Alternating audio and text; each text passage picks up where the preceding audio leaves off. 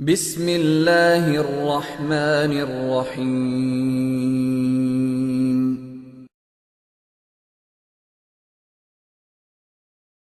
وحده لا شريك له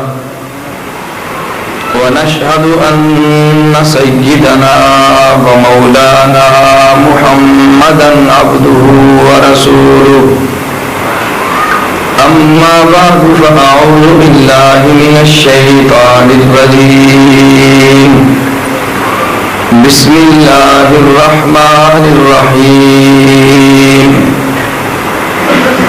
والسابقون الأولون من المهاجرين والأنصار والذين اتبعوهم بإحسان وقال النبي صلى الله عليه وسلم من تمسك بسنتي عند فساد أمتي فله أجر 100 شهيد وقال النبي صلى الله عليه وسلم فإنه من يعش منكم بعدي فسيرى اختلافا كثيرا فعليكم بسنتي وسنة الخلفاء الراشدين المهديين تمسكوا بها وعضوا عليها بالنواجذ وإياكم ومحدثات الأمور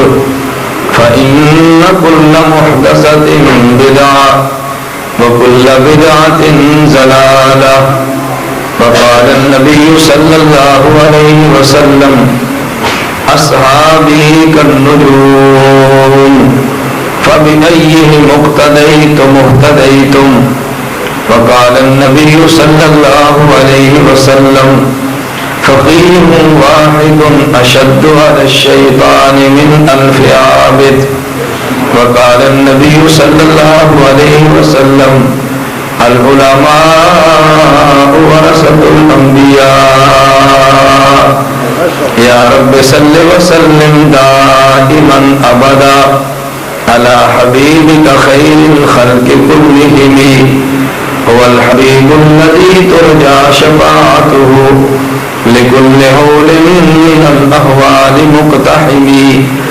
اللهم صل على محمد وعلى آل محمد كما صليت على إبراهيم وعلى آل إبراهيم إنك حميد مجيد اللهم بارك على محمد وعلى آل محمد كما باركت على إبراهيم وعلى آل إبراهيم إنك حميد مجيد میری نہایت واجب الاحترام بزرگوں، مسلک اہل سنت والجماعت سے تعلق رکھنے والے غیور نوجوان دوستوں اور بھائیوں، ہماری آج شیخ پورہ میں تحفظ سنت کانفرنس کے عنوان پر جو کانفرنس منعقد ہوئی،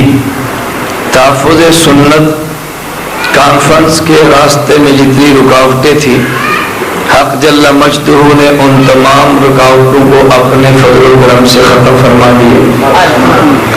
میں جو بات کہنا چاہتا ہوں وہ یہ نہیں کہ تحفظ سنت کے راستے میں رکاوٹیں ختم ہوئی، تو میں جو بات سمجھانا چاہتا ہوں وہ یہ کہ اگر ہمارے اس جلسے کے لیے عثمان یا یونس یا جو ان کے ساتھ طلباء یا نوجوان ہوں، اگر وہ محنت کریں، اشتہارات چھپائیں، گلی گلی میں گھومیں، یا اس مسجد کی انتظامیہ محنت کرے اور اس محنت کے راستے میں رکاوٹ لوگ پیدا کریں اور کچھ لوگ اس رکاوٹ کو دور کرنے کی کوشش کریں، تو جن حضرات نے جلسہ منعقد کیا، جن حضرات نے اشتہارات چھپائے، جن حضرات نے محنت کر کے ایک ایک آدمی تک اپنی آواز کو پہنچایا، ان کی کس قدر تمنا ہوگی کہ ہماری کانفرنس کامیاب ہو،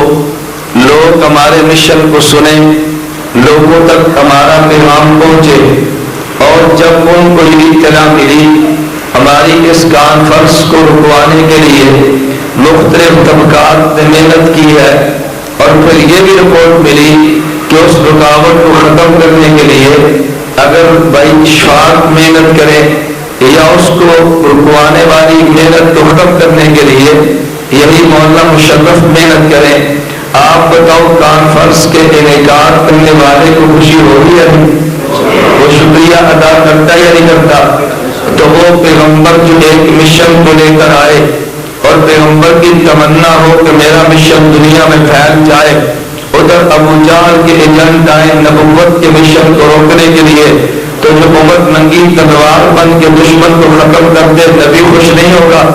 اگر ایک تو نے کانفرنس منعقد کی ہے جو آدمی اس کو بحال کرانے کے لیے محنت کرے تو کہتا ہے میں اس کا شکریہ ادا کرتا ہوں، میں اس کی مہربانی اللہ اس کو جزا دے، آپ نے شکریہ ادا کیا۔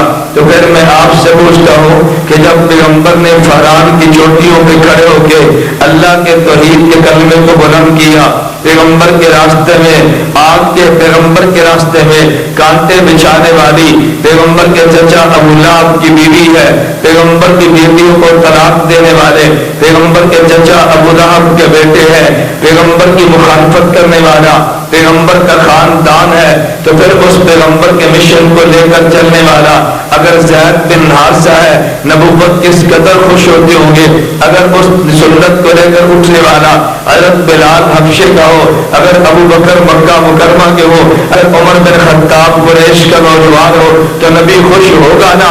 اس لیے اللہ نے پیغمبر کو مشن دیا، اس مشن کا نام سنت ہے۔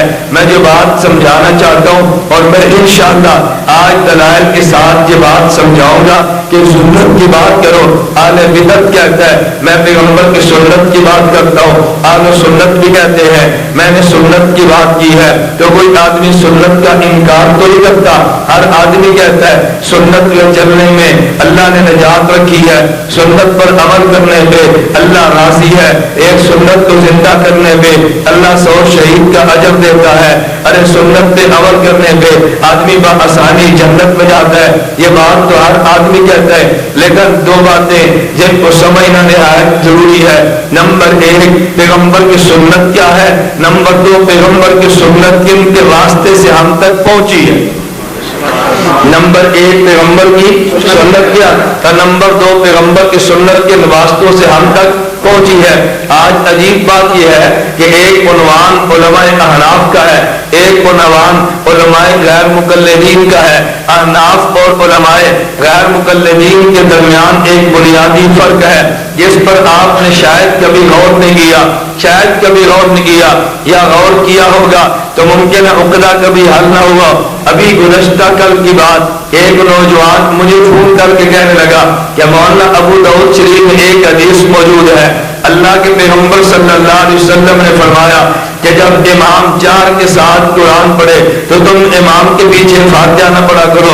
اس قرآن کی آیت کا مطلب، اس حدیث کا مطلب کیا ہے؟ میں نے کہا ادھر قرآن کی آیت موجود ہے اذا قرئ القرآن فاستمعوا له، کہ جب قرآن پڑھا جائے تو سنا کرو۔ تو بتا قرآن کی آیت کا مطلب کیا ہے؟ مجھے کہتا ہے جو پیغمبر کا فرمان ہے یہ قرآن کے خلاف ہو سکتا ہے؟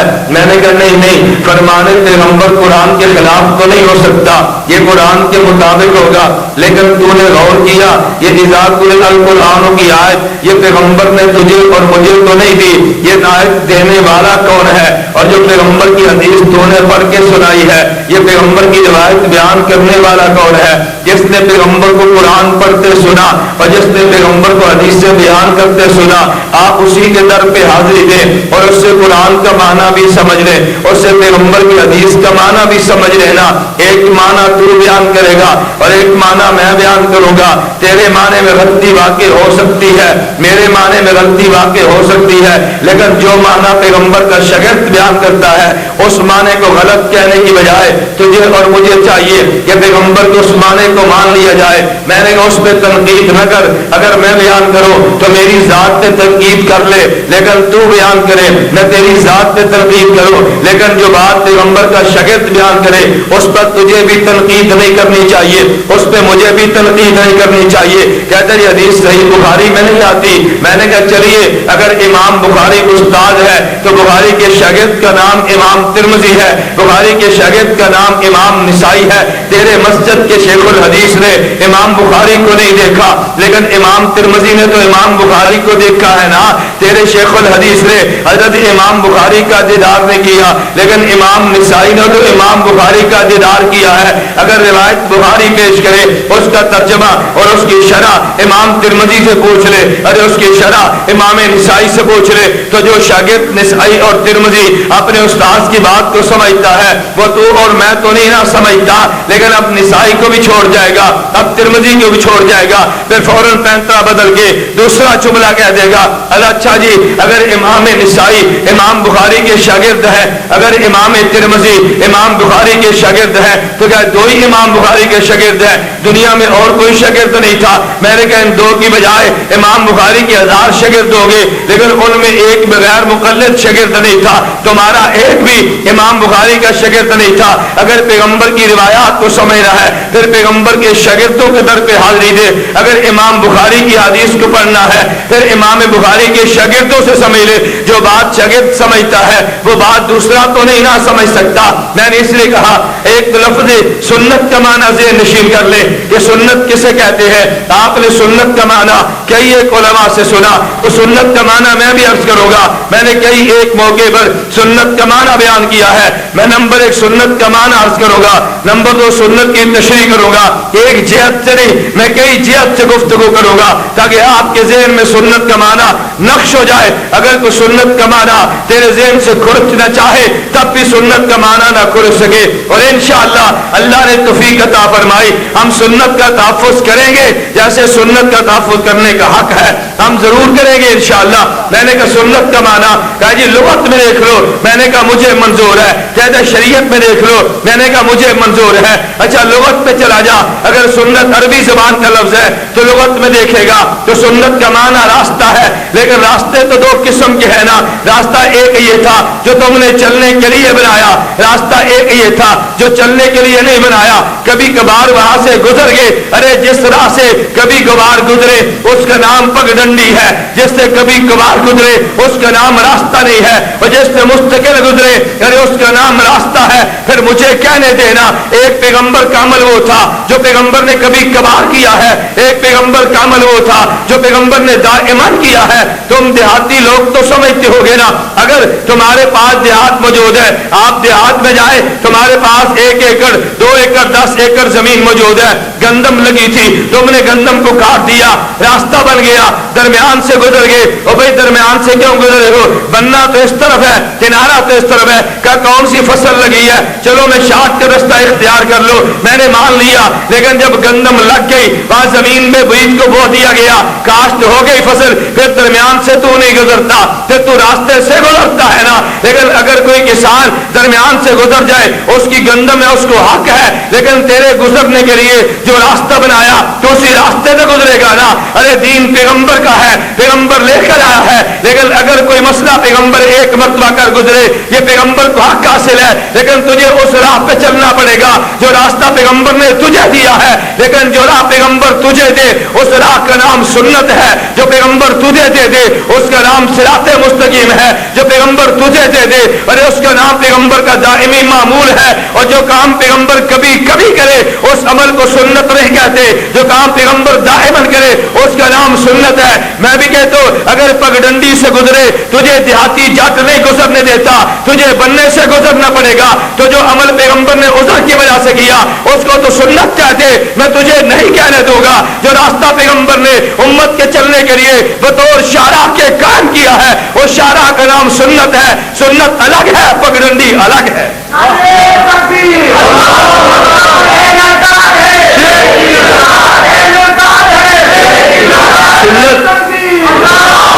سنت الگ ہے اور پگڈنڈی، راستہ الگ ہے اور پگڈنڈیاں الگ ہیں۔ یہ روڈ بن رہا ہے نا، روڈ بن رہا ہے۔ آپ لاہور سے آؤ، کتنے جانا جی؟ فاروق اعظم مسجد، کہانی کہ ادھر نہ جاؤ، سجے پاسوں گلی چ مڑ کے جاؤ، وجہ وہ جی روڈ بنتا پیا۔ معلوم ہو کہ روڈ بنتا ہو تو حکم اور ہے، روڈ بن جائے تو حکم اور ہے، نہیں سمجھے؟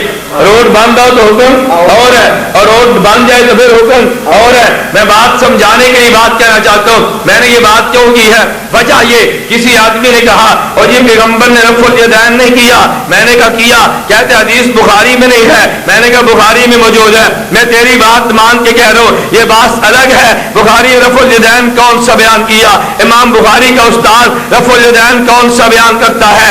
امام بخاری کا شاگرد رفع الیدین کون کی بات کرتا ہے؟ یہ بات الگ ہے۔ ورنہ شیخ پورا کے مسلمانوں، یہ تم بات ذہن نشین کر لو۔ حضرت امام بخاری صحیح بخاری پیش کرتا ہے۔ امام بخاری پہلی حدیث انما الاعمال بالنیات لایا ہے۔ اس حدیث کا پہلا راوی حضرت امام بخاری کا استاد حمیدی ہے، جس سے امام بخاری اپنی کتاب کو شروع کرتا ہے۔ اس کا نام ہے عبداللہ بن زبیر حمیدی۔ یہی امام بخاری کا استاد عبداللہ بن زبیر حمیدی کتاب لکھتا ہے، نام مسند حمیدی ہے۔ روایت عبداللہ بن عمر سے آتا ہے رضی اللہ عنہما، روایت پیغمبر کی لاتا ہے۔ امام حمیدی نے اپنی کتاب مسند حمیدی میں کہا میرے پیغمبر کا معمول یہ تھا، جب پیغمبر شروع میں نماز پڑھتے رفع الیدین کر لیتے، پیغمبر رکوع میں جاتے رفع الیدین نہ کرتے، پیغمبر سجدے میں جاتے رفع الیدین نہ کرتے، پیغمبر رکوع سے اٹھتے تب بھی رفع الیدین نہ کرتے۔ امام بخاری کا استاد کہتا ہے نماز کے درمیان رفع الیدین نہیں ہے۔ امام بخاری کا شاگرد ترمذی کہتا ہے درمیان میں رفع الیدین نہیں ہے۔ امام بخاری کا شاگرد نسائی کہتا ہے درمیان میں رفع الیدین نہیں ہے۔ معلوم ہوا اگر استاد بھی کہتے ہیں رفع الیدین نہیں ہے، اگر شاگرد بھی کہتے ہیں رفع الیدین نہیں ہے، تو پھر امام بخاری جو مسئلہ بیان کرتا ہے وہ مسئلہ اور ہوگا، وہ نہیں ہوگا جو تو سمجھے، وہ نہیں ہوگا جو اب استاد بھی کہتے ہیں رفع الیدین نہیں ہے، شاگرد بھی کہتا ہے رفع الیدین نہیں ہے، پھر امام بخاری کیا کہنا چاہتا ہے؟ کہتا ہے جی بخاری میں حدیث نہیں ہے۔ میں نے کہا حدیث تو ہے لیکن حدیث کو سمجھ بھی تو صحیح نا، حدیث ہے مگر حدیث کو سمجھ بھی تو صحیح نا۔ مجھے کہتے ہیں جی سمجھاؤ۔ میں نے کہا بھی ہم سمجھائیں گے جب تم سمجھنے کا ارادہ کر لو گے تو پھر تمہیں بات سمجھ آئے گی۔ ضد کا کوئی علاج نہیں ہے لیکن سمجھنے کی کوشش کرو گے تمہیں بات سمجھ آ جائے گی۔ میں مثال دے رہا تھا، کہتے جی امام بخاری نے رفع الیدین نہیں نقل کیا۔ میں نے کہا نقل کیا ہے، یہ ساتھ نارنگ منڈی سے مجھے ایک نوجوان نے فون کیا، ساتھ 2-4 غیر مقلد موجود ہیں۔ مجھے کہتے ہیں مولوی صاحب میں نے ایک مسئلہ پوچھ رہے ہیں۔ میں نے کہا جی فرمائے۔ میں نے کہا تو اکیلا ہے تیرے ساتھ کوئی اور بھی ہے؟ کہتے جی 4 اہل حدیث میرے ساتھ موجود ہیں۔ میں نے کہا پھر تو مسئلہ پوچھنے کی بجائے اس غیر مقلد کو فون پکڑا دے تاکہ میری گفتگو اس سے ہو جائے اور تو گفتگو کھڑے ہو کے سنتا جا۔ غیر مقلد کے حوالے مائک کر دیا۔ میں نے کہا ذرا مائک کو آن کر دو، یہ اسپیکر آن کر دو تاکہ گفتگو جو میں کروں یہ پورا مجمع گفتگو کو سنے۔ مجھے کہنے لگا کہ مولا تم یہ بتاؤ نبی پاک رفع الیدین سے منع کیا ہے؟ میں نے کہا تم یہ بتاؤ پیغمبر رفع الیدین کا حکم دیا ہے؟ مجھے کہتے جی میں نے سوال کیا کیا؟ میں نے کہا میں نے سوال کون سا کیا ہے؟ اگر تیرا سوال کا جواب نہ دے تو تیرے پیٹ میں مروڑ اٹھا، لیکن جو سوال میں نے پوچھا اس سوال کا جواب تو کیوں نہیں دیتا؟ مجھے کہتے پیغمبر نے منع کیا۔ میں نے کہا تو بتا پیغمبر نے حکم دیا ہے؟ مجھے کہتے حکم نہیں دیا پھر کیا تو ہے نا۔ میں نے کہا اگر کیا ہے تو پھر تم اس سے پوچھنا کیا پیغمبر نے چھوڑا ہے یا نہیں چھوڑا؟ ارے حکم آتا ہے منع کے مقابلے میں اور کرنا آتا ہے ترک کے مقابلے میں۔ اگر تو ثابت کرے گا پیغمبر رفع الیدین کا حکم دیا ہے، میں ثابت کروں گا پیغمبر نے منع کیا ہے۔ اگر تو ثابت کرے گا پیغمبر نے کیا ہے، میں ثابت کروں گا پیغمبر نے چھوڑ دیا ہے۔ نعرہ تکبیر، ختم نبوت، اتحاد اہل سنت۔ بات ٹھیک ہے غلط ہے؟ اگر تم ثابت کرو پیغمبر نے حکم دیا، ہم ثابت کریں گے پیغمبر نے۔ اگر تم ثابت کرو پیغمبر نے کیا، ہم ثابت کریں گے پیغمبر نے چھوڑا۔ بات تو ٹھیک ہے نا، لیکن دجل سے کام لیں گے۔ تمہیں یہ نہیں کہیں گے پیغمبر نے حکم دیا۔ میں کہتا ہوں غیر مقلدو، میں چیلنج کے ساتھ بات کہتا ہوں، میں تم سے بخاری کی بات نہیں کرتا، میں مسلم، ترمذی، ابو داؤد، ابن ماجہ کی بات نہیں کرتا، میں تم سے صحیح حدیث کا مطالبہ نہیں کرتا۔ تم ذخیرے احادیث میں سے ایک پیغمبر کی ضعیف حدیث مجھے دکھا دو کہ پیغمبر نے حکم دیا اور نماز میں رفع الیدین کرنے کا۔ تم زہر کا پیالہ پی کے مر جاؤ گے لیکن حکم دینے کی ضعیف روایت بھی تم پیش نہیں کر سکتے۔ تم کر لو سارے غیر مقلد جمع، تم یہ پیش نہیں کر سکتے، پھر دجل سے کام لیں گے، دجل سے۔ کل کی بات ہے، اکاڑا میں تھے، زور کے بعد ہو گیا، میں نے کہا بھئی جھگڑا کیا ہے؟ کہتا جی تمہاری نماز حدیث کے مطابق نہیں، قرآن کے مطابق نہیں۔ میں نے کہا تم ان سے پوچھ لو تمہاری نماز قرآن حدیث کے مطابق ہے؟ ایک غیر مقلد کہتا ہے جی ہاں۔ میں نے کہا تو چیک پہ لکھ دے تکبیر تحریمہ سے سلام تک مکمل نماز بما احکام ہم قرآن حدیث سے ثابت کر دیں گے، تو لکھ دے، دستخط کر دے، مناظرے کی تاریخ طے کر لے۔ اگر تم ثابت کر دو میں حنفی اہل حدیث ہونے کا اعلان کر دوں گا، لیکن اگر تم ثابت نہ کرو پھر تو لکھ دے ہم حنفی ہونے کا اعلان کر دیں گے۔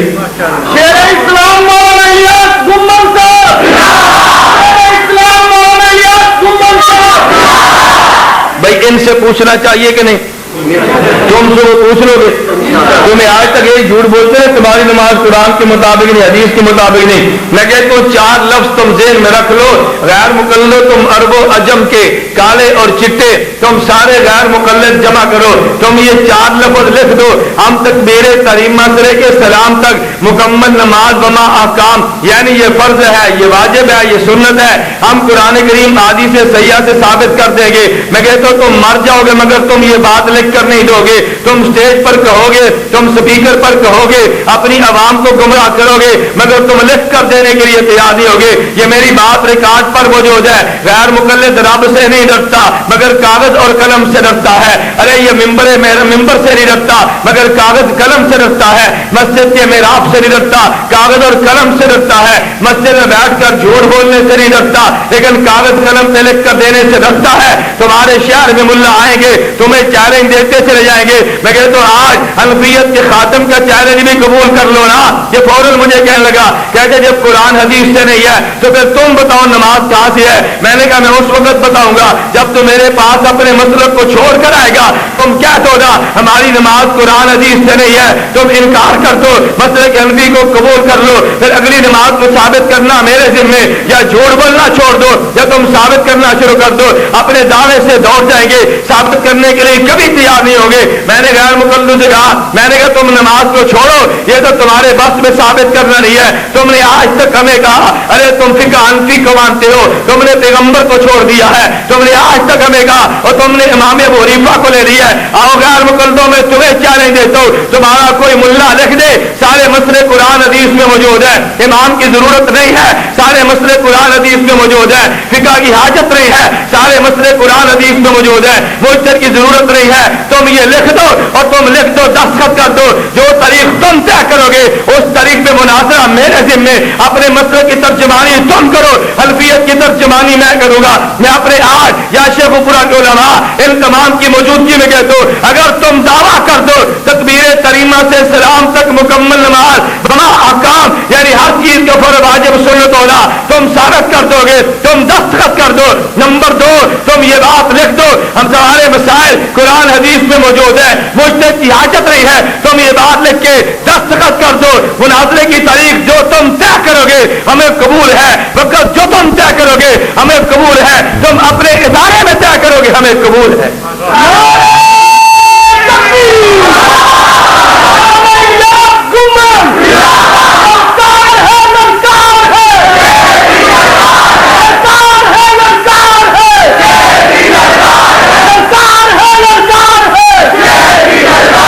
گل ٹھیک ہے غلط؟ میں گالا نہیں کڈنی، میں تھوڑے حال پونگڑا نہیں، میں گالیاں نہیں نکالتا۔ میں نے تمہیں اس وقت بھی کہا کہ آج پھر کہتا ہوں، میں تمہیں آج پھر کہتا ہوں کہ میں تمہارے اکابر کے حوالے نہیں دیتا، میں تمہارے بزرگوں کے ٹیچر نہیں اچھالتا، میں تمہارے خلاف فتوے کی زبان استعمال نہیں کر رہا۔ میں تو کہتا ہوں جو تم نے جھوٹ بول کے قوم کو خراب کیا، سچ بولنا شروع کر دو، تم جھوٹ چھوڑ دو، سچ بولنا شروع کر دو۔ لیکن اگر تم کہتے ہو نہیں مولانا ہم جھوٹے نہیں ہم سچے ہیں، پھر کاغذ قلم پہ لکھ دو اور مناظرے کی تاریخ جو تم طے کرو گے مجھے قبول ہے، جو تم جگہ طے کرو گے مجھے قبول ہے، جو تم وقت طے کرو گے مجھے قبول ہے، ساری شرطیں میں مان لوں گا۔ لیکن تم دو لفظ لکھ دو نا، یا مکمل نماز لکھ دو اور یا تم یہ بات لکھ دو سارے مسئلے قرآن حدیث میں موجود ہیں۔ اگر تم ثابت کر سکتے ہو تو کرو، نہیں کریں گے۔ یہاں کچھ دن قبل ایک مولوی آیا اور جھوٹ کیا بولا، کہتا جی 12 فروری مولانا الیاس گھمن سے ہمارا مناظرہ تھا، دوڑ گیا. میں نے کہا لعنت اللہ علی الکاذبین. کہتے اب تری تو دوڑ گیا. مناظرہ 12 کو، دوڑا کب؟ لو انوان نے لے دی، نہ علم نہ عقل. کہتے جی مناظرہ 12 نو اور نسیا یار آدمی نسے تے تاریخ تو بعد نستا ہے نا، تاریخ تو پہلا تو نہیں نستا.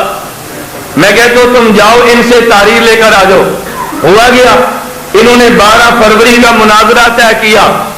نہ میرے ساتھ مناظرہ، نہ مجھے مناظرے کا علم. مجھے اس دیہات کے 2 آدمیوں نے کہا، ہمیں غیر مقلدین نے اپنے مدرسے میں بلایا اور ہم سے بلا کے انہوں نے لکھوا لیا کہ حنفی نماز قرآن حدیث سے ثابت کریں گے، اگر نہ کر سکے تو اپنا مسلک بدل دیں گے. کہا جی میں نے دستخط کر دیے. میں نے کہا عجیب بات یہ ہے. پھر میں 8 فروری کو ان کے گاؤں میں پہنچا، مناظرہ 12 کو تھا، میں 8 کو پہنچا، لیکن تمہارے مولوی نہیں آئے. تم جھوٹ کیوں بولتے ہو؟ تمہارے لوگوں کی تحریرات موجود ہے. رات 1:30 بجے تک میں بیٹھا رہا. میں نے کہا تم مولویوں کو لے آؤ، تاریخ لکھ لو. میں نے عوام کو ایک بات 8 فروری کو سمجھائی، وہی بات میں سمجھا رہا ہوں. میں نے کہا بھائی کتنا دجل سے کام لیا، کتنا بڑا دھوکہ تمہیں غیر مقلدین نے دیا.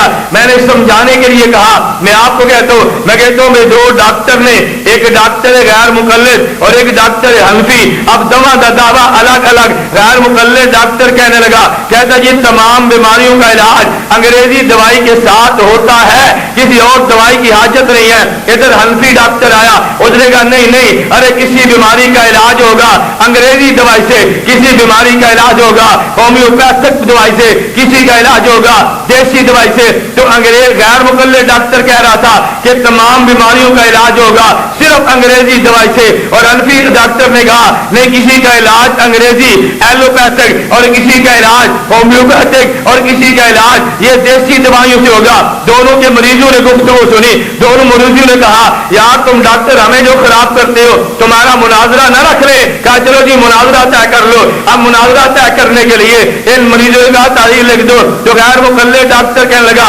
کہتے لو جی میں تاریخ لکھ کے دیتا ہوں. تاریخ کیا لکھی؟ کہتے حنفی ڈاکٹر ثابت کرے گا کہ تمام بیماریوں کا علاج انگریزی دوائی سے ہوتا ہے. اگر ثابت نہ کر سکا یار حدیث ہونے کا اعلان کرے گا. لوگوں نے کہا عقل کے اندھے، یہ دعویٰ تو نے کیا تھا کہ پورے تمام بیماریوں کا علاج انگریزی دوائی سے ہوتا ہے. ہمارے حنفی ڈاکٹر نے کہا تھا کہ کسی بیماری کا علاج انگریزی دوائی سے، کسی بیماری کا علاج دیسی دوائی سے اور کسی بیماری کا علاج ہومیوپیتھک دوائی سے. تو نے دعویٰ یہ کیا تھا کہ تمام بیماریوں کا علاج انگریزی دوائی سے، لہذا تو لکھ کے دے، میں ثابت کر کے دوں گا کہ تمام بیماریوں کا علاج انگریزی دوائی سے ہوتا ہے. اگر میں ثابت نہ کر سکا میں حنفی ہونے کا اعلان کر دوں گا. میں نے کہا بالکل اسی طرح ایک دعویٰ ان کا تھا، ایک دعویٰ ہمارا تھا. میں آج بھی کہتا ہوں ہمارا دعویٰ یہ ہے نماز کے سارے مسائل میں احکام قرآن حدیث میں موجود نہیں ہے. کوئی مسئلہ قرآن میں ہوگا، کوئی مسئلہ حدیث میں ہوگا، کوئی مسئلہ اجماع امت میں ہوگا، کوئی مسئلہ قیاس شرعی میں ہوگا. لیکن تم نے دعویٰ یہ کیا تھا کہ نہیں جی نہیں، ساری نماز قرآن و حدیث میں موجود ہے. تو مکمل نماز قرآن حدیث سے ثابت کرنا تیرے ذمہ یا میرے ذمہ؟ انہوں نے ذمہ یا سارے ذمہ؟ اچھا وہ سارے ساتھی پریشان ہیں. استاد جی میں جی ایک حدیث تے دسیو. میں کہ کیڑی؟ اگر جی عورتیں ہاتھ سینے تے بنن تے مرد ناف دے تھلے. میں کہ بھی حدیث وہ نہ دسنی کہ میں دسنی؟ نہیں سمجھے؟ ہمارے اوپر کیا الزام ہے؟ یہ فقہ کو مانتے ہیں. ہم سے پوچھو مسئلہ فقہ میں کہاں پر ہے؟ تم کہتے ہو حدیث میں، تو حدیث تو تمہارے ذمہ ہے.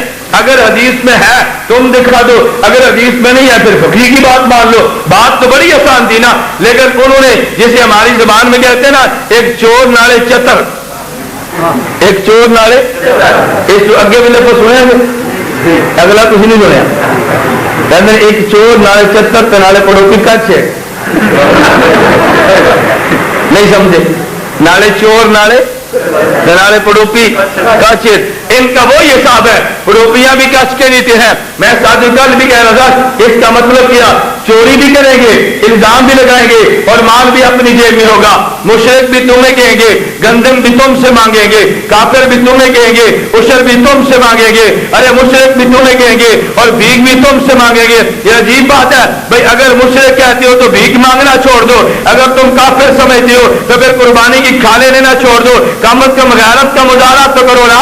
آج تک کسی دیوبندی مجاہد نے غیر مقلد کی مسجد میں جا کے چندے کی بھیک نہیں مانگی. تم ہماری مسجدوں میں کم از کم بھیک مانگنا تو چھوڑ دو.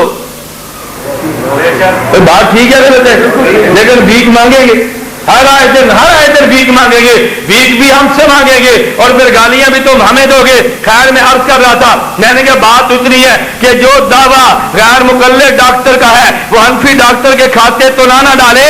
جو دعویٰ تمہارا ہے اس دعوے کو تم ثابت کرو اور جو دعویٰ ہمارا اس دعوے کو ہم ثابت کرے. خیر وہ نارنگ منڈی کا غیر مقلد مجھے کہنے لگا اور جی آپ منع کی حدیث دکھا سکتے ہیں. میں نے کہا تو حکم کی حدیث دکھا سکتا ہے؟ کہتا جڑا میں سوال پوچھا ہے. میں کہتا جڑا میں سوال پوچھا ہے تینوں میرا سوال سمجھ نہیں آیا. کہتے جی پیغمبر نے کیا تو ہے نا. میں نے کہا پھر پیغمبر رفع الیدین چھوڑا تو ہے نا. توجہ رکھنا. مجھے کہتے جی پیغمبر نے کیا ہے, یہ تو صحیح بخاری میں موجود ہے. میں نے کہا کیا اور ہے اور ہمیشہ کرنا اور ہے. تو بخاری سے یہ تو ثابت کرے گا پیغمبر نے کیا ہے مگر یہ نہیں ثابت کرے گا پیغمبر نے ہمیشہ کیا ہے.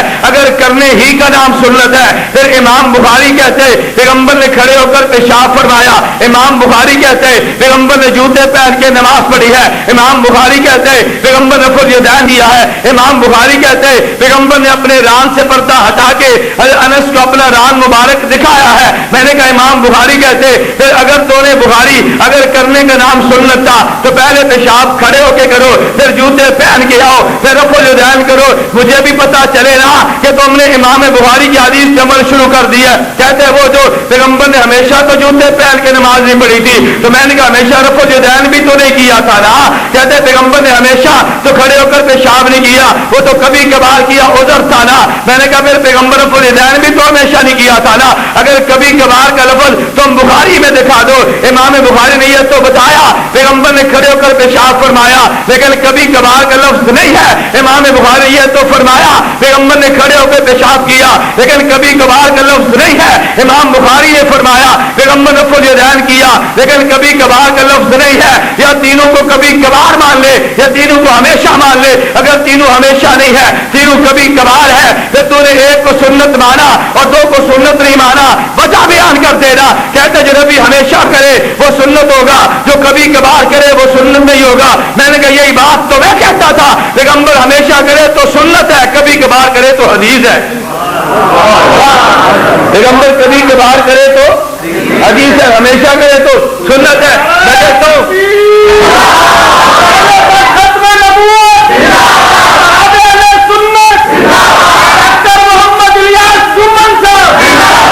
میں آج بھی کہتا ہوں غیر مقلدو تم ہمیشہ کا لفظ پیغمبر کی احادیث کی موجودگی میں تم صحیح بخاری سے ثابت نہیں کر سکتے. ارے جھوٹ بول کے اپنی عوام کو گمراہ مت کرو. میں یہ کر رہا تھا ذرا توجہ رکھنا. ارے ایک مسئلہ استاد نے بیان کیا, ایک مسئلہ شاگرد نے بیان کیا, درمیان میں امام بخاری آ گیا. تو اگر استاد کہتے رفع الیدین پیغمبر نے نماز کے درمیان نہیں کیا, اگر شاگرد کہتا ہے پیغمبر نے چھوڑ دیا, درمیان میں امام بخاری کہتے امام بخاری تو ہمیشہ کی بات نہیں کرتا. پھر مجھے فوراً کہنے لگا کہتے جی اچھا مجھے یہ بتاؤ آخر پیغمبر نے کیا تو تھا نا. میں نے کہا یار میری بات کو سمجھ, میں نے تجھے سمجھانے کے لیے مثال دی ہے. اگر یہ روڈ تھا, اگر روڈ یہاں پر اکھاڑا ہوا تھا تو تم نے کہا جی نہیں یہاں سے نہ گزرو یہاں سے گزرو. لیکن جب روڈ بن گیا پھر تم نے اسی جگہ سے گاڑی گزار دی ہے نا. جب روڈ زیر تعمیر تھا تو پھر پولیس نے لکھا ہوا ہے کہ 70 سے زیادہ تمہاری گاڑی کی رفتار نہیں ہونی چاہیے. لیکن جب تمہارا روڈ بن گیا پھر کہا تم 120 کی رفتار پہ چل سکتے ہو. کوئی آدمی پولیس سے پوچھتا ہے ٹریفک پولیس سے ارے ہم پچھلے دنوں میں گزرے تو تم نے کہا 70 سے زیادہ رفتار رہو, آج تم نے 120 کیسے لکھ دیا؟ وہ کہیں گے نہیں نہیں ارے ظالم پچھلے مہینے یہ روڈ تعمیر ہو رہا تھا اب تعمیر ہو گیا. جب زیر تعمیر ہو حکم الگ ہے, جب روڈ تعمیر ہو حکم الگ ہے. میں مزید سمجھانے کے لیے ایک اور آسان مثال لیتا ہوں. اگر یہ مسجد میں مسجد تعمیر ہو رہی تھی, مسجد بن رہی تھی اور مسجد کے تعمیر کے دوران مسجد والوں نے اعلان کیا مسجد زیر تعمیر ہے, مسجد کے لیے چندہ دو, مسجد بن رہی ہے, اینٹیں موجود نہیں ہے, شہر میں اینٹیں موجود نہیں ہے. مولوی صاحب مسجد میں موجود تھے, باہر سے ایک آدمی آیا تو مولوی صاحب نے کہا بیٹا تو باہر کھڑا ہو گیا آیا, اندر کیوں نہیں آتا؟ کہتے ہیں مولوی صاحب مسجد ہے, میرے پاؤں میں جوتے ہیں. مولوی صاحب نے کہا کوئی تو جوتی پا کے آ جا, جوتی پا کے آ جا. کیوں؟ ارے اینٹیں ابھی نہیں لگی, ابھی فرش نہیں لگا, گارا پڑا ہوا تھا, سیمنٹ پڑا ہوا تھا, بجلی موجود تھی, بجلی اور سیمنٹ موجود ہے, ارے اکھڑا ہوا مال موجود تھا, تو یہ جوتے پہن کے آیا نا. مولوی صاحب نے کہا آگے آ جا, ارے جوتے پہن کے آ جا. یہ 100 روپیہ پھل لے کر آیا اور مسجد میں آیا جوتے پہن کے, اور یہی آدمی 1 سال بعد آیا. توجہ رکھنا, یہ 1 سال کے بعد آیا, مسجد کا فرش بن چکا ہے, اوپر کریم بچھا پڑا ہے, یہ باہر کھڑا ہے. مولوی صاحب نے کہا کیا ہوا؟ کہتا جی اندر آ لو. پوچھا کس لیے؟ کہتا میں نے چندہ دینا ہے. مولوی صاحب نے کہا کون سا؟ کہتے 10 بوری سیمنٹ کی دینی ہے. یہ جوتے پہن کے اندر آیا اور اپنے ایک کمر پہ خود اس نے سیمنٹ کی بوری رکھی ہے, 9 سیمنٹ کی بوریاں مزدور کے کمر پہ رکھی ہے. مولوی صاحب نے کہا باہر کھڑا ہو جا. ارے جوتے باہر کے اندر نہ آنا, باہر کھڑا جا. کہتے کیوں؟ مولوی صاحب نے کہا نہ جوتے پہن کے آنا بے ادبی ہے. یہ بیوقوف کہنے لگا اچھا پچھلے سال پیسے دی لوڑ سی, کیا کہ جی جتی پا کے آ جا, مسجد بن گئی, چندے دی لوڑ نہیں, کہتے باہر کھلو جا. نہیں سمجھے کہ اندر پچھلے سال پیسے دی لوڑ سی, کہنے اندر آ جا, جتیاں پا گیا انہوں نے نہیں باہر کھلو جا. اور مولوی صاحب پیسے دی لوڑ مک گئی, تھی اندر آؤ تو بند کیتا. اور مولوی صاحب کہنے نہیں بیوقوف آدمی, گزشتہ سال مسجد زیر تعمیر تھی, ہم نے کہا جوتا پہن کے آ جا, مسجد تعمیر ہو گئی, اب ہم نے کہا جوتا پہن کے نہ آیا. پھر میں بھی کہتا ہوں جب دین کی تعمیر چل رہی ہے, یہی نماز اللہ کے پیغمبر کی ہے. ارے 2 رکعت کو پڑھا, وتر کی 3 رکعت ہے, 2 رکعت کو پڑھا, سلام پھیر دیا, پھر کھڑے ہو کے 1 رکعت کو پڑھ لیا, کیونکہ تعمیر کے دن ہے. صحابی رسول آیا, یہ کون سی رکعت ہے؟ پوچھ لیا. تعمیر کے دن ہے, صحابی رسول آیا, السلام علیکم, نماز پڑھنے کا وعلیکم السلام. ارے تعمیر کے دن ہے, آیا رفع الیدین کر دیا. تعمیر کے دن ہے, اللہ کے پیغمبر آئے, صحیح مسلم میں حدیث موجود ہے, جابر بن سمرہ نے کہا رضی اللہ عنہ, خرج علینا رسول اللہ, کہتے پیغمبر باہر تشریف لائے, ہم نماز پڑھ رہے تھے, اللہ کے پیغمبر نے فرمایا مالی اراکم رافی ایدیکم کانہا اذناب خیل شمس. پیغمبر نے فرمایا یہ تم کیا رفع الیدین کر رہے ہو؟ ارے گھوڑے شریر کی تم کی طرح حرکت کر رہے ہو. اسکولو فی الصلاۃ, تم نماز میں سکون اختیار کرو. فوراً سوال ہو گیا, وہ جی پہلے اجازت کیوں تھی؟ پہلے اجازت کیوں تھی؟ میں نے کبھی پہلے تو بات بھی کر لیتے تھے, پہلے تو سلام بھی کر لیتے تھے, پہلے تو رکعت بھی پوچھ لیتے تھے, پہلے تو پیچھے نماز میں کھڑے ہوتے اور رکوع میں چلتے ہوئے نماز میں شامل بھی ہو جاتے تھے, پہلے تو یہ بھی کر لیتے. اب کیوں ہے؟ میں نے کہا پہلے نماز کی تکمیل کا دور, تعمیر کا دور تھا, جب تعمیر ہو رہی تھی پھر سلام کہنے کی بھی اجازت ہے, پھر بولنے کی بھی اجازت ہے, 3 رکعت وتر 2 سلام سے بھی اجازت ہے. ارے پھر سلام کر کے ہاتھ اٹھا کے جواب دینے کی بھی اجازت ہے. ارے رکوع میں کھڑے ہو کے کسی لمبی طرح یہ سبوں میں چیر کے آنے کی یہ بھی اجازت تھی جب نماز زیر تعمیر تھی. رفع الیدین کی بھی اجازت تھی جب نماز کی تعمیر مکمل ہوگی. اب سلام بھی ختم ہو گیا, اب رفع الیدین بھی ختم ہو گیا, پہلے وہ بھی جائز تھا, اب یہ بھی جائز نہیں ہے. اب جو جواب تم دو گے وہی جواب ہم دیں گے. اب کہتا جی وہ عمل تو ختم ہو گیا. میں نے کہا پھر سنت تو نہیں ہے نا؟ کہتا جی ہاں. میں نے کہا پھر یہ ختم ہو گیا, پھر سنت تو یہ بھی نہیں ہے. سنتوں پہ دورو نہ ہوئے نا, اللہ کے پیغمبر کام کرے اور پیغمبر ترک فرما دے, اس کا نام تو سنت نہیں ہے. توجہ رکھنا, میں یہ کہہ رہا تھا نمبر 1 ایک مسئلہ یہ کہ سنت کیسے کہتے ہیں. اگر سنت سے مراد سنت پیغمبر ہے پھر معنی الگ ہوگا. اگر سنت سے مراد سنت پیغمبر نہیں ہے بلکہ سنت سے مراد ارے دین شریعت ہے پھر معنی الگ ہوگا. تم کہو گے جی وہ کیوں؟ میں کہتا ہوں اس لیے, توجہ رکھنا, تمہیں دھوکہ دینے کے لیے کبھی لفظ استعمال کریں گے. آج میں تھوڑی سی تشریح کرنے کے بعد وہ دھوکے کا دروازہ بند کر دوں گا. اگر تم نے کہا سنت پیغمبر ہے تو سنت پیغمبر کے لیے خالق نے لفظ قرآن میں الگ استعمال کیا ہے, اور ماں سنت کے لیے اللہ کے پیغمبر نے لفظ الگ استعمال کیا ہے. اگر سنت کی باری آئی ہے تو پورے قرآن کو کھول لو, قرآن نے لفظ بڑا عجیب استعمال کیا. قرآن نے کہا لقد کان لکم, توجہ رکھنا, قرآن کہتا ہے لقد کان لکم فی رسول اللہ. کیا فرمایا؟ توجہ رکھنا, لقد کان لکم رسول اللہ نہیں کہا, فی رسول اللہ کہا. دو باتیں الگ ہیں. ایک یہ تھا لقد کان لکم رسول اللہ اسوۃ حسنہ, ایک ہے لقد کان لکم فی رسول اللہ اسوۃ حسنہ.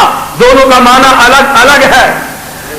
آج وہ لوگ کیا کہتے ہیں کہ جی نبی کا ہر طریقہ, نبی کا ہر عمل نبی کا ہر فعل، توجہ رکھنا، میں نے کہا اگر نبی کا ہر فعل سنت ہوتا، میرے پیغمبر کے بارے میں رب یوں فرماتے لقد کان لکم رسول اللہ اسوۃ حسنہ، میرا پیغمبر پورا اسوہ ہے۔ رب نے کہا نہیں، لقد کان لکم فی رسول اللہ، میرے پیغمبر کی زندگی کے بعض اعمال تمہارے لیے اسوہ ہے۔ فی رسول اللہ کا معنی الگ ہے، رسول اللہ کا معنی الگ ہے۔ یہ باتیں آپ عموماً سنتے رہتے ہیں، لیکن جس دلیل سے بات میں کہنا چاہتا ہوں وہ دلیل ذہن میں رکھو۔ نبی معراج پہ گئے یا نہیں؟ جسم کے ساتھ یا روح کے ساتھ؟ آج نیا فتنہ، آج نیا فتنہ کہتے جی نبی، مجھے ایک ساتھی نے فون کیا، آج کی بات ہے، مجھے کہتے جی نبی پاک معراج پہ گئے، میں نے کہا جی گئے صلی اللہ علیہ وسلم، مجھے کہتے حضور جسم کے ساتھ گئے یا روح کے ساتھ گئے؟ اب جواب سننا، مجھے کہتے جسم کے ساتھ گئے یا روح کے ساتھ؟ میں نے کہا یار مجھے یہ بتاؤ کہ معراج پہ جانا پیغمبر کا معجزہ ہے یا نہیں؟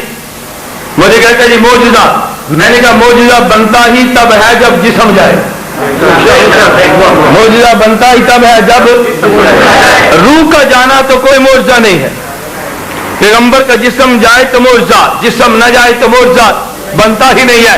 میں نے کہا اگر تم معجزہ مانتے ہو تو پھر پیغمبر کے معراج کو جسمانی ماننا پڑے گا، لیکن اگر تم معراج کو پیغمبر کا معجزہ نہیں مانتے تو پھر بات اس پہ ہوگی کہ پیغمبر کا معراج پہ جانا معجزہ ہے یا معجزہ نہیں ہے۔ پیغمبر معراج پہ گیا ہے، لیکن یہ اسوہ تیرے لیے تو نہیں ہے۔ پیغمبر نے 9 نکاح یک وقت کیے ہیں، یہ اسوہ تیرے لیے تو نہیں ہے۔ پیغمبر نے عصر کے بعد 2 نفل پڑھے ہیں، ارے اسوہ تیرے لیے تو نہیں ہے۔ خود ابن تیمیہ نے لکھا ہے عصر کے بعد ایک شخص نفل پڑھ رہا تھا، عمر بن خطاب رضی اللہ عنہ، انہوں نے ایک درہ لیا، اس کی کمر پہ 2 مارے، انہوں نے کہا امیر المومن مجھے آپ نے کوڑے مارے؟ فرمایا ہاں۔ اس نے کہا جی کیوں؟ فرمایا تو نے عصر کے بعد نفل جو پڑھے ہیں، اس نے کہا نبی نے نہیں پڑھے تھے، جو پیغمبر نے پڑھے تو میں نے پڑھے۔ عمر بن خطاب نے کہا عصر کے بعد نفل پیغمبر کی خصوصیت ہے، تو نہیں پڑھ سکتا۔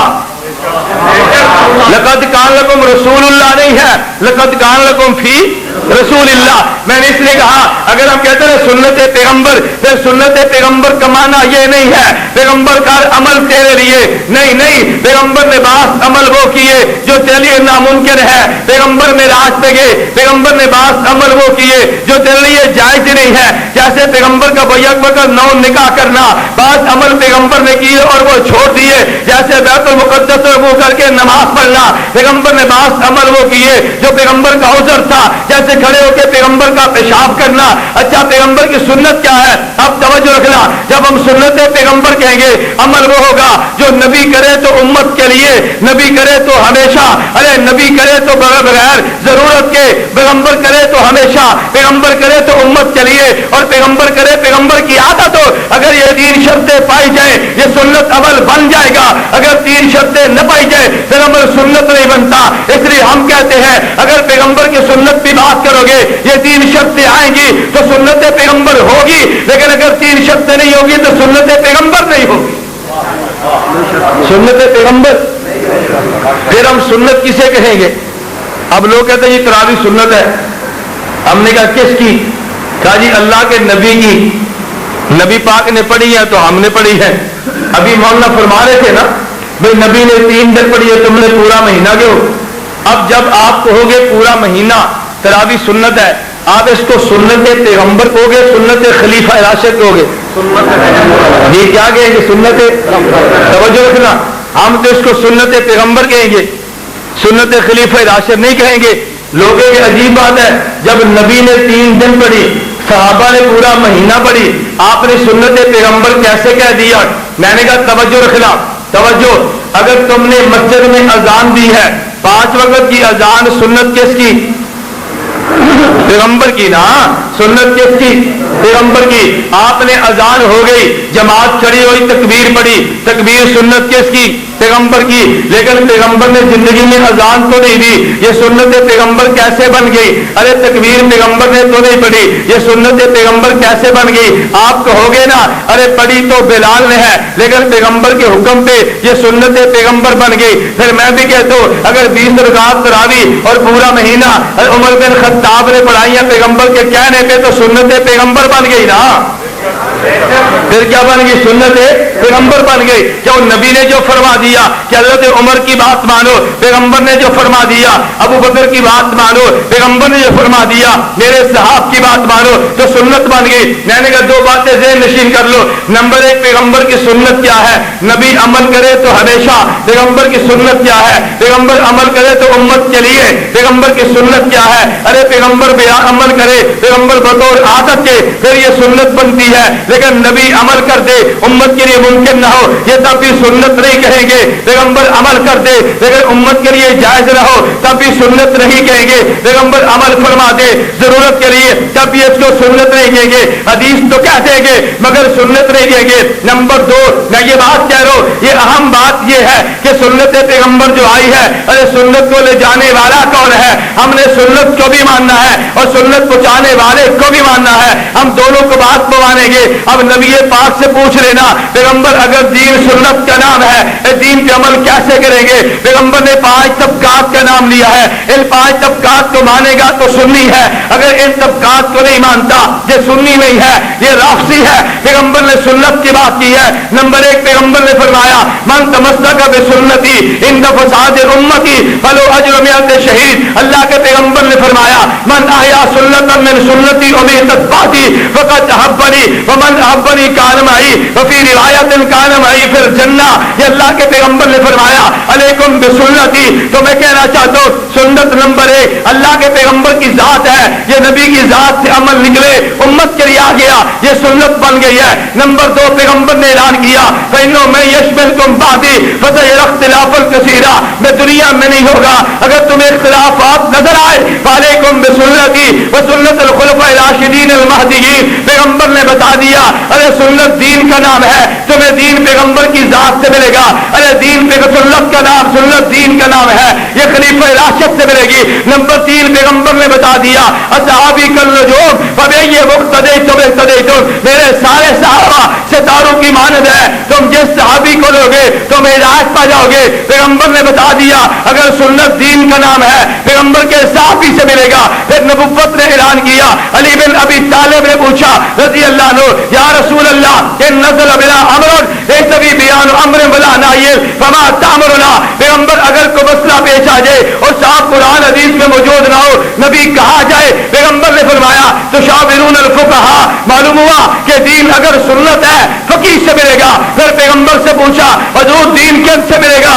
نبی نے واضح لفظوں میں ایک اہم بات کہہ دی ہے. پہلے نبوت نے اپنا نام لیا، خلیفہ راشد کا نام لیا، اصحاب پیغمبر کا نام لیا، فقہاء کا نام لیا، اور پیغمبر نے خلاصہ بیان کر دیا العلماء ورثۃ الانبیاء. کہ جو دین میں لے کر آیا میرے جانے کے بعد تمہیں عالم سے ملے گا. خلیفہ راشد عالم پیغمبر کا وارث ہے، ارے صحابی عالم پیغمبر کا وارث ہے، فقیہ عالم یہ پیغمبر کا وارث ہے. نبوت نے واضح کر دیا خلیفہ راشد عالم پیغمبر کا وارث، ارے صحابی عالم پیغمبر کا وارث اور فقیہ عالم پیغمبر کا وارث ہے. نبی نے بتا دیا جو دین تم نبی سے لیتے جب نبی نہیں ہوگا علماء سے لوگے.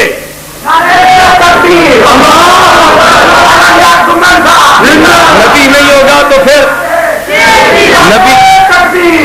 نبی نہیں ہوگا تو پھر کس سے لوگے؟ بلند آواز سے کس سے؟ آج لوگ یہ کہہ دیں کہ نبی کی بات نہیں مانتے تو کفر کا فتویٰ لگ جائے گا. کوئی آدمی یہ کہ نبی کی بات نہ ماننا، لوگ کہہ دیں کہ کافر. کوئی کہہ دے صحابہ کی بات نہ ماننا، لوگ کہیں کہ آپ دین چھوڑ گیا. اب یہ جملے تو بڑے مشکل ہیں. کیوں؟ اس لیے کہ نبوت کی ذات سے محنت ہوئی ہے، عظمت صحابہ پیغمبر پہ محنت ہوئی ہے، علل اعلانیہ انکار نہیں کیا جا سکتا. لہذا آج گمراہ کرنے کے لیے بات کہیں گے ارے مولوی کی گل نہ ماننا، علماء کی بات نہ ماننا، اماموں کے پاس نہ جانا، فقہاء کے پاس نہ جانا. کیوں؟ اب اللہ کے نبی سے پوچھو تو نبی نے عجیب جملہ فرمایا. حضور نے فرمایا کہ فقیہ سے اتنا ڈرتا ہے شیطان، اتنا ڈرتا ہے، اتنا ہزار نمازیوں سے نہیں ڈرتا. معلوم ہوتا ہے فقیہ سے ڈرنے والا شیطان ہے. فقیہ سے ڈرنے والا توجہ رکھنا. کہتا ہے جی فقیہ کی بات نہ ماننا، فقیہ کی بات نہ ماننا. کیوں؟ نبی کا وارث کون ہے؟ کون ہے؟ میں نے ایک بیان کیا نا، بیان تھا عورتوں میں، اندر بیٹھی غیر مقلدن، انہیں چٹ لکھی مولوی جی یہ بتاؤ کہ عورت بیعت کر سکتی ہے؟ میں نے کہا جی کر سکتی ہے. پھر چٹ آ گئی. اچھا اس کی کوئی آیت قرآن میں بھی ہے؟ میں نے کہا ہے. کیا کیا کون سی؟ میں نے کہا قرآن نے کہا یا ایھا النبی اذا جاءک المؤمنات یباینک، اے میرے پیغمبر اگر ایمان قبول کر کے مومن عورت آئے اور 6 چیزوں پر وعدہ کر لے، فبایعہن، بیعت بھی کر لے، واستغفر لہن، پیغمبر ان کے لیے استغفار بھی کر لے. مجھے فوراً کہتی ہے وہ تو نبی کے لیے تھا، میں تو عالم کے لیے پوچھتی ہوں. میں نے کہا اچھا مجھے یہ بات بتاؤ خطبہ کون دیتا؟ کہتی ہے نبی. میں نے کہا نبی کے بعد؟ کہتی ہے عالم. میں نے کہا جمعے کی نماز کون پڑھاتا؟ کہتے ہیں جی پیغمبر. میں نے کہا پیغمبر کے بعد کون جمعہ پڑھائے گا؟ کہتی ہے جی علماء. میں نے کہا فتوے کون دیتا؟ کہتی ہے پیغمبر. میں نے کہا کون دے گا؟ کہتی ہے جی علماء. میں نے کہا جہاد کی قیادت کون کرتا؟ کہتی ہے پیغمبر. میں نے کہا اب کون کرے گا؟ کہتی ہے علماء. میں نے کہا اس وقت عورتوں سے بیعت کون لیتا؟ کہتی ہے پیغمبر. میں نے کہا اب کون لے گا؟ اب جو میں نے کہا اگر امامت نبی کی تو وارث عالم، خطابت نبی کی تو وارث عالم، جہاد نبی کا تو وارث عالم، فتویٰ نبی کا تو وارث عالم، اگر بیعت نبی لیتا تو وارث. میں نے کہا یہی دلیل تو صدیق اکبر کے دور میں دی تھی. کنہوں نے؟ جن سے صدیق نے جہاد کیا تھا رضی اللہ عنہ. وہ دلیل کیا تھی؟ ابو بکر صدیق رضی اللہ عنہ نے جب زکوٰۃ وصول کرنے کے نمائندے بھیجے، نبی دنیا سے چلے گئے. توجہ رکھنا، میں علماء کے لیے بات عرض کرتا ہوں، سمجھ تو عوام بھی جائے گی. کہتے ہیں صدیق اکبر کے دور خلافت میں بعض لوگوں نے زکوٰۃ دینے کا انکار کیا، حالانکہ جو لفظ حدیث میں ہے وہ الگ ہے. حدیث کے الفاظ کیا ہے؟ ان لوگوں نے کہا ابو بکر اللہ نے قرآن میں نبی سے کہا تھا خذ من اموالہم صدقۃ تطہرہم، اے پیغمبر مال آپ لے. جب نبی چلا گیا ہم زکوٰۃ نہیں دیتے، ہمارا زکوٰۃ کا انکار نہیں ہے. نبی ہوگا تو دیں گے، نبی نہیں ہوگا تو نہیں دیں گے. پھر صدیق اکبر نے جملہ کیا فرمایا؟ لو منعونی اکارا لیؤدونہ الی رسول اللہ. صدیق اکبر نے یہ نہیں فرمایا لو انکرونی اکارا لیؤدونہ الی رسول اللہ، فرمایا لو منعونی اکالا، جو زکوٰۃ نبی کو دیتے تھے اگر مجھے نہیں دیں گے. ارے انکار کرنا اور ہے، نہ دینا اور ہے. وہ انکار نہیں کرتے تھے، وہ کہتے ہیں تجھے نہیں دیتے. ایک ہوتا ہے منکرین زکوٰۃ کا مسئلہ، ایک ہوتا ہے مانعین زکوٰۃ کا مسئلہ. وہ منکرین زکوٰۃ نہیں تھے، وہ مانعین زکوٰۃ تھے. صدیق اکبر نے کہا کہ جو نبی کو زکوٰۃ دیتا تھا آج مجھے نہیں دے گا، میں صدیق اس کی گردن کاٹ کے رکھ دوں گا، میں تم سے زکوٰۃ لوں گا. میں نے کہا توجہ رکھنا، ان نے بھی یہی بات کہی تھی نا، ارے نبی ہوتے تو زکوٰۃ ہوتی، جب نبی نہیں تھے تمہیں کیوں دے؟ میں نے کہا یہ دلیل تم نے دی ہے، نبی ہوتے تو عورت بیعت کرتی، نبی نہیں تھے تو کیوں کرے؟ تو جو دلیل ان کی وہی دلیل تمہاری، کوئی تمہاری دلیل نہیں تو نہیں ہے. نہیں سمجھے؟ تمہاری دلیل. میں نے کہا یہ ہے کہ علاج وہ نہیں جو صدیق نے کیا تھا. اصل بات یہ رضی اللہ عنہ علاج وہ نہیں. اگر علاج وہ شروع ہو جائے نا تمہارا دماغ تب ٹھیک ہوگا. میں کہتا ہوں اس علاج سے پہلے ہی سمجھ جاؤ، اللہ تمہیں فہم عطا فرمائے. تو جو کام توجہ رکھنا پیغمبر کا تھا وہ کام کس کا ہے؟ علماء کا. کیونکہ ان سب کو پتا ہے قرآن بیان عالم کرے گا، ان کو پتا ہے مسئلہ بیان عالم کرے گا، ان کو پتا ہے کہ سنت کا مسئلہ عالم بیان کرے گا. اس لیے جب بحث ہوگی علماء کے خلاف زبان درازی ہوگی. تو میں نے آج کی مجلس میں 2 باتیں عرض کی ہیں. نمبر 1 سنت کسے کہیں گے؟ سنت پیغمبر کو اس عمل کا نام ہے جو نبی کرے ہمیشہ. سنت پیغمبر کے عمل کا نام ہے جو پیغمبر کرے بطور عادت. سنت پیغمبر کو اس عمل کا نام ہے جو نبی امت کے لیے کرے. لیکن اگر پیغمبر عمل کرے امت کے لیے ناممکن ہو، جیسے معراج پہ جانا، یہ سنت نہیں ہے. عمل پیغمبر کرے امت کے لیے جائز نہ ہو، جیسے بھیا کے وقت 4 سے زیادہ نکاح کرنا، عمل سنت نہیں ہے. عمل پیغمبر کرے پھر چھوڑ دے، جیسے بیت المقدس رفع کر کے نماز پڑھنا، یہ سنت نہیں ہے. تو عمل سنت وہ ہوگا نبی امت کے لیے کرے، امت کے لیے ممکن بھی ہو، پیغمبر کی عادت بھی ہو، یہ سنت کا عمل ہوگا. نمبر 2 ہم نے سنت کو بھی ماننا ہے اور سنت کو دینے والا پیغمبر کی ذات ہے. ایمان لانا ایمان ہے. ارے سنت کو دینے والا خلیفہ راشد ہے، اس کو ماننا ایمان ہے. پیغمبر کی سنت کو دینے والا صحابی رسول ہے، جس کو ماننا ایمان ہے. پیغمبر پیغمبر کی سنت کو دینے والا فقیہ ہے جس کو ماننا ایمان ہے، پیغمبر کی سنت کے تحفظ کرنے والا علماء حق ہے کہ جن کے پیچھے چلنا ہمارا ایمان ہے۔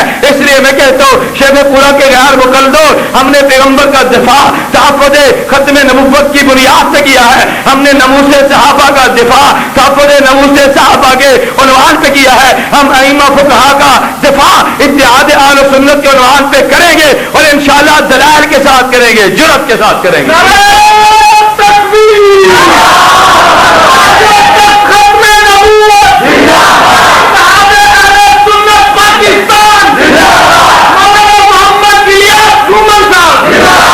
تو آج کی مجلس کی 4 باتیں خلاصہ نوٹ کر لیں، پھر میں آپ کی کتاب کا جواب دوں۔ یہ چٹ نہیں ہے، پوری کتاب ہے لیکن دیر نہیں لگے گی انشاءاللہ۔ آپ کو بھی توجہ فرمائیں گے، جو سیکنڈوں کا کھیل ہے۔ میں کہتا ہوں ذرا بات سمجھنا، آپ 4 باتیں نوٹ کر لیں۔ نمبر 1 سنت کسے کہتے ہیں؟ مانا ذہن نشین ہو گیا، بولیے نا، ہو گیا۔ نمبر 2 سنت کے محافظ کون ہیں؟ نمبر 1 نبی کی ذات، خلیفہ راشد کی ذات، صحابہ کی ذات، فقہا کی ذات اور آج کے دور میں علماء کی ذات۔ اس لیے ہم نے پیغمبر کو مانا اور مانیں گے انشاءاللہ، خلیفہ راشد کو مانا اور مانیں گے، صحابہ پیغمبر کو مانا اور مانیں گے، فقہا کو مانا اور مانیں گے، علماء حق کو مانا اور مانیں گے۔ ہم نے پیغمبر کی ذات پہ آنچ نہیں آنے دی، اصحاب پیغمبر کی ذات پہ آنچ نہیں آنے دی، ہم علماء احناف کی ذات پر بھی آنچ نہیں آنے دیں گے۔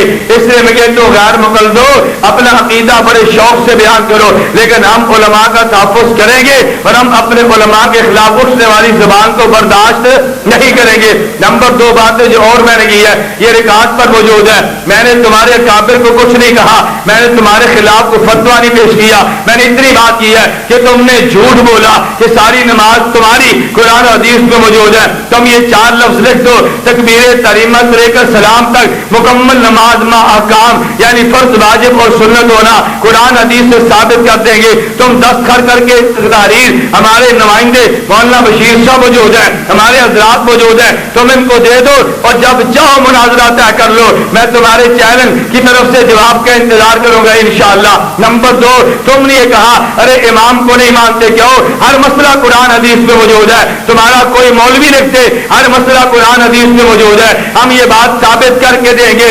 اگر کچھ مسئلے قرآن حدیث کے علاوہ اجتہاد اور اجماع سے بھی نکل آئے، ہم مسئلے کے اہل حدیث کو چھوڑ دیں گے۔ تم تاریخ لکھ دو، جو تاریخ تم دستخط کر دو، جو تاریخ تم طے کرو، جو جگہ تم طے کرو، جو وقت طے تم کرو، ہم تمہیں چیلنج کرتے ہیں کہ تم اپنے علم کا سکہ منوا لو۔ یہ چیلنج ہونا چاہیے کہ نہیں بھائی؟ مناظرہ ہو جانا چاہیے نا۔ ہم نے کہا پھر شیخ پورے کہہ رہے جیسو اپنے مولویوں کو تیار کرو، لیکن میں تمہیں یہ ایڈوانس تمہیں میں کہہ کر جا رہا ہوں، تمہارے مولوی تقریر کر کے تمہیں مطمئن کریں گے، مگر اس چیلنج کو قبول کر کے تحریر لکھ کے دستخط کر کے کبھی تمہارے حوالے نہیں کریں گے انشاءاللہ ثم انشاءاللہ۔ مولانا صاحب غیر مقلد سوال کرتا ہے، اللہ تعالیٰ ہر جگہ اپنی قدرت کے ساتھ موجود ہے، جسم کے ساتھ، اسے کہتے ہیں دھوکہ اور جھوٹ۔ ہم نے جسم کی بات نہیں کی، ہم نے کہا اللہ جسم سے پاک ہے، اللہ ہر جگہ موجود ہے بغیر جسم، ہر جگہ موجود ہے بغیر جسم، مخلوق کا خاصہ ہے، خالق کا خاصہ نہیں ہے، اس لیے تم دھوکے نہ دیا کرو۔ اللہ جسم سے، بولیے اللہ جسم سے پاک ہے، جسم کے ساتھ نہیں بغیر جسم۔ غیر مقلدین کہتے ہیں کہ اجتہاد کو ہم بھی مانتے ہیں، سبحان اللہ، اجتہاد کو ہم بھی مانتے ہیں، ہم سب کو مانتے ہیں، جبکہ تم صرف ایک یعنی امام اعظم کو مانتے ہو رحمۃ اللہ، ہم بھی سب کو مانتے ہیں، تقلید ایک کی کرتے ہیں۔ اگر کوئی آپ سے پوچھے ہم آدم سرے کے خاتم الانبیاء محمد عربی صلی اللہ علیہ وسلم کلمہ سب نبیوں کا مانتے ہیں یا نہیں؟ لیکن پڑھتے تورات انجیل زبور قرآن چاروں کو مانتے ہیں یا نہیں؟ لیکن پڑھتے بیت المقدس اور بیت اللہ دونوں قبلے مانتے ہیں کہ نہیں؟ مگر قبلہ ایک کو نماز ایک طرف منہ کر کے پڑھتے ہیں، ہم چاروں ائمہ کو مانتے ہیں مگر تقلید ایک ہی کرتے ہیں۔ غیر مقلدوں کو جھوٹ بولنا چھوڑ ہی دو۔ کہتا ہے مولانا غلام اللہ خان عقیدہ اماتیت کی بانی سے وضاحت کریں۔ مولانا غلام اللہ خان صاحب عقیدہ مماتیت کے بانی تو دور کی بات ہے، وہ مماتی ہی نہیں تھے، انہیں تو دستخط کیے کہ میں عقیدہ حیات النبی کا قائل ہوں۔ مولانا غلام اللہ خان کو مماتی مت کہو، جس عقیدے پر دستخط مولانا غلام اللہ خان صاحب نے کیے اس عقیدے پر تم بھی دستخط کرو، میں بھی دستخط کرتا ہوں، لڑائی ختم کرو۔ اگر مولانا غلام اللہ خان صاحب تمہارے یہاں قابل احترام ہیں، میں مماتی کہتا ہوں جس پر دستخط انہوں نے کیے آپ بھی کر دو، میں بھی کرتا ہوں۔ بات آسان ہے یہ نہیں، میں کر دوں گا مگر تم نہیں کرو گے، میں کر دوں گا تم نہیں کرو گے، ہمت کرو بھائی۔ تعزیت کے لیے ہر آنے والے کے ساتھ ہاتھ اٹھا کر دعا مانگا جا سکتا ہے یا نہیں؟ ایک ہوتی ہے تعزیت اور ایک ہوتی ہے اصال ثواب۔ آدمی ہاتھ اٹھاتا تعزیت کے لیے نہیں ہے، ہاتھ اٹھاتا ہے اصال ثواب کے لیے۔ اصال ثواب کے لیے میت کے گھر جانے کی ضرورت نہیں ہے، اب میت کے گھر تو تعزیت کے لیے گئے ہیں، تعزیت کے لیے دعا نہیں ہوتے، جملے ہوتے ہیں۔ آپ کے والد صاحب بڑے نیک تھے، بڑے اچھے تھے، اللہ ان کو جنت میں جگہ دے، اللہ پاک فضل فرمائے گا، جو آیا اس نے دنیا سے چلا ہی جانا ہے۔ پھر نبی پاک تعزیت کے لیے جاتے، حضور یہ جملہ فرماتے، ان للہ ما آتا و ان لہ ما اخذ، اللہ جو لے لے وہ بھی اسی کا، جو دے دے وہ بھی اللہ کا۔ تو ہم میت کے گھر تعزیت کے لیے جاتے ہیں، اصال ثواب کے لیے نہیں جاتے۔ اصال ثواب اور ہے، تعزیت اور ہے۔ ہاتھ اٹھانے کا تعلق اصال ثواب سے ہے، تعزیت کے ساتھ نہیں ہے۔ تعزیت اصال ثواب کو الگ الگ رکھو۔ سعید چتروڑی مماتی چند سال قبل امین رفع دین کے قائل تھے، سعید چتروڑی بھائی ہمارا نہیں ہے، سعید چتروڑی ہمارا نہیں ہے، اس کی باتیں ان کو بتاؤ، ہمیں مت بتاؤ۔ فرعون کا اصل نام کیا تھا وضاحت فرمائے، مجھ سے مسئلے پوچھو، فرعون کا نام نہ پوچھو۔ مماتی آپ اہل سنت والجماعت انفی دیوبندی کرواتے ہیں، مماتی اہل سنت والجماعت سے خارج ہیں، بدعتی ہیں، گمراہ ہیں، ان کے پیچھے نماز نہیں ہوتی۔ یہ میرا فتویٰ نہیں ہے، میرے اوپر اعتراض نہ کرنا۔ جامعہ اشرفیہ کے مفتی حضرت مولانا حمید اللہ جان صاحب نے فتویٰ دیا ہے، ان کے پیچھے نماز بھی مکروہ تعلیمی ہے۔ حضرت مولانا یوسف الدیانوی کا فتویٰ ہے، میرا فتویٰ نہیں ہے۔ میرا جرم صرف یہ ہے کہ مولانا عبد النواز شہید رحمہ اللہ فرماتے، شیعت کو کافر میں نہیں کہتا، بزرگوں نے لکھا ہے میں نے بتایا ہے۔ مماثلہ سنت سے خارج بزرگوں نے لکھا ہے میں نے بتایا ہے، میرا قصور سے کوئی نہیں ہے بھائی، بزرگوں نے لکھا ہے، میں نہیں کہتا، میں صرف بتاتا ہوں۔ سیدنا عیسیٰ علیہ السلام کی والدہ حضرت مریم علیہ السلام کہنا جائز ہے، علیہ السلام کو نہیں علیہ السلام کہنا جائز ہے۔ غیر مقلدین نے اپنی کتاب تاریخ کالا پانی میں لکھا، شاہ محمد سے دہلوی ان کے پورے خاندان غیر مقلد تھی، کانوی سے شدید اختلاف تھے، بالکل جھوٹ ہے۔ حضرت شاہ ولی اللہ رحمۃ اللہ علیہ نے اقد الجید کے اندر لکھا ہے، فرمایا کہ 4 مذاہب ہیں اور 4 اجتہاد ہیں، فرمایا قیامت تک اجتہاد کا دروازہ بند ہے۔ توجہ رکھو نا، شاہ ولی اللہ فرماتے ہیں 4 مذاہب سے نکلنے والا اہل سنت والجماعت سے نکلنے والا ہے، جو 4 مذاہب میں سے نکل گیا اہل سنت والجماعت سے نکل گیا۔ شاہ ولی اللہ غیر مقلدین کے حق میں نہیں تھے اور احناف کے مخالف بھی نہیں تھے۔ ہاں شاہ ولی اللہ درجہ اجتہاد سے فائز تھے، تو بعض مقامات پہ اجتہاد کر جاتے، اجتہاد کے تو ہم مخالف نہیں ہیں۔ یہ بات واضح کر دیں، یہ سب شیعہ، میں کہتا ہوں اصل تو جس کا مضمون ہے اسی کو چھیڑنا چاہیے۔ کہتے ہیں سب شیعہ، ابھی حافظ شاہ صاحب بیٹھے ہیں، فتویٰ تو ہم دیں گے۔ اگر بازو پر نام لکھا ہو تو کیا وضو ہو جاتا ہے؟ وضو تو ہو جاتا ہے، لیکن لکھے ہوئے نام کو صاف کرانا ضروری ہے۔ اللہ تعالیٰ ہر جگہ موجود ہے، جب انسان اپنی بیوی کے پاس جاتا ہے تو وہاں بھی موجود ہے۔ اصل میں بعض جملے توجہ رکھو۔ اچھا غیر مقلدین سے پوچھو، دیکھو جیسی چٹا میں ویسا جواب دیتا ہوں۔ وہ کہتے ہیں اگر اللہ موجود ہے تو جب آدمی عالیہ کے پاس جاتا ہے اللہ وہاں بھی موجود ہے۔ اچھا ان سے پوچھو اللہ ہر چیز کو دیکھتا ہے یا نہیں؟ تو پھر اللہ سو کے دیکھ رہا ہوتا ہے۔ اب دیکھو نا کتنا بے ادبی کا جملہ ہے، کتنا بے ادبی کا جملہ ہے۔ اب جب ہم کہتے ہیں اللہ ہر چیز کو دیکھتا ہے تو ظالم یہ جملے تو نہ کہا کرو نا، اللہ یہ بھی دیکھتا ہے، اللہ یہ بھی دیکھتا ہے، اللہ یہ بھی دیکھتا ہے۔ کتنی بڑی بے ادبی اور گستاخی ہے جب کہ اللہ ہر جگہ موجود ہے، فلاں جگہ فلاں جگہ فلاں جگہ۔ بے ادبی کی زبان بند کر دو کہ اللہ ایمان کو سلب نہ کر لے۔ اللہ مجھے اور آپ سب کو نبوت کی سنت کے تحفظ کی توفیق عطا فرمائے۔ وآخر دعوانا ان الحمدللہ رب العالمین، الحمدللہ رب العالمین، والصلاۃ والسلام علی رسولہ وعلی آلہ وصحبہ اجمعین۔ اے اللہ ہم سب کے گناہوں کو معاف فرما، خطاؤں سے درگزر فرما، بیماروں کو صحت عطا فرما، جائز حاجات کو پورا فرما، عافیت کے ساتھ دین کا کام کرنے کی توفیق عطا فرما۔ اے اللہ ہم سب کو نبوت کی سنت کی تحفظ کی توفیق عطا فرما، اتباع سنت کی توفیق عطا فرما، علماء حق کی حفاظت فرما، حضرت امام اعظم کو خلیفہ رحمہ اللہ کے درجات کو بلند فرما۔ وصلی اللہ تعالی علی رسول خیر خلق محمد و آلہ وصحبہ اجمعین۔